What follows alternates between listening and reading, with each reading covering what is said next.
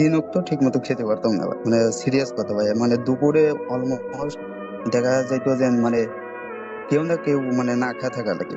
বড় ভাই বাবার সাথে কাজ করে সংসার চালাইতে হয় এরকম।